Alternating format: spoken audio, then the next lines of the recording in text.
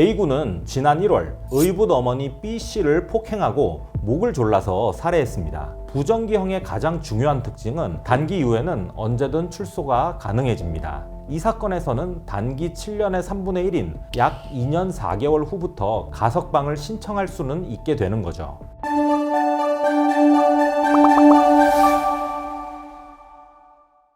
안녕하세요. 당신 곁에 김신 변호사입니다. 며칠 전 광주지방법원에서 충격적인 판결이 나왔습니다. 15년간 자신을 키워준 의붓 어머니를 살해한 15세 중학생에게 장기 12년, 단기 7년의 실형이 선고되었습니다. 사건을 정리해 보겠습니다. A군은 지난 1월 전남 진도 자택에서 의붓 어머니 B씨를 폭행하고 목을 졸라서 살해했습니다. A군은 생후 3개월에 집 앞에 버려졌고 B씨가 법적 절차 없이 15년간 키워왔어요. A군은 형들은 부지런한데 너는 왜 그 모양이야? 라는 폭언과 폭행을 당해서 우발적으로 범행을 저질렀다고 주장했습니다. 변호인 측은 A군이 치매와 고관절 질환이 있는 B씨를 간병했지만 B씨가 술에 취해서 폭언과 폭행을 일삼았다고 설명했어요. 검찰은 범행 후에 피고인이 잠을 자는 등 은폐를 시도했다면서 소년범의 법정 최고형인 징역 20년을 구형했습니다. 하지만 재판부는 장기 12년, 단기 7년을 선고했죠. 여기서 장기 12년, 단기 7년이 무슨 의미인지 궁금하실 텐데요. 이는 소년법상 부정기형이라는 특별한 제도입니다. 부정기형은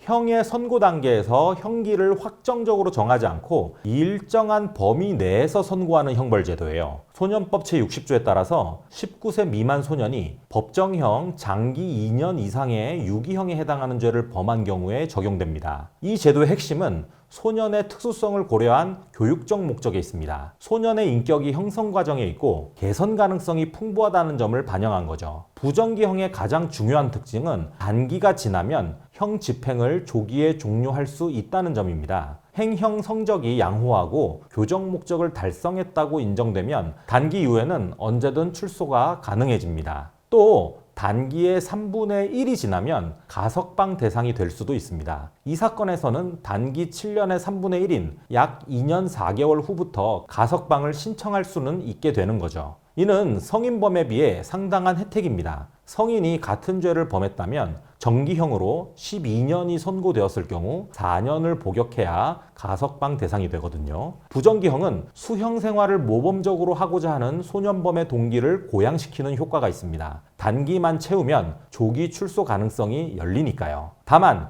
살인 같은 중범죄의 경우 실제 형집행 종료나 가석방 심사 과정에서는 사실상 불리하게 작용될 수 있다는 점도 현실이기는 합니다. 이번 사건에서 가해자 측이 주장한 학대 상황에 대해서도 생각해 볼 필요가 있어요. 만약 정말로 견디기 어려운 폭언과 폭행이 있었다고 가정해 봅시다. 범행 당일 어머니가 친아들들과 A군을 비교한 것은 차별받는다는 생각을 들게 했을 겁니다. 그럴 거면 네 친엄마한테 가! 라는 말은 친엄마가 누군지 모르는 A군에게는 큰 굴욕이었을 겁니다. 하지만 그렇다고 해서 이런 극단적인 선택이 정당화될 수는 없습니다. 학교 상담을 통해 학대 신고를 하거나 보육원 등의 국가의 도움을 받아 자립할 방법을 찾아볼 수도 있었을 텐데요. A군이 홀로 된다는 두려움 때문에 학대 신고를 못했다라고 한 부분이 특히 안타깝습니다. 만약 이것이 사실이라면 이런 불행한 일을 어떻게 주변에서 사전에 알아채고 막을 수 있을지 사회적, 제도적 방책에 대해서도 고민하게 됩니다. 결국 이 사건은 여러 가지를 생각하게 합니다. 소년법의 부정기형 제도가 가해자에게는 재기의 기회를 주지만 피해자와 유족의 아픔은 그 무엇으로도 치유될 수 없다는 점도 잊어서는 안 되겠죠. 무엇보다 이런 비극이 반복되지 않도록 주변의 관심과 사회적 안전망이 더욱 촘촘해져야 한다는 교훈을 남깁니다.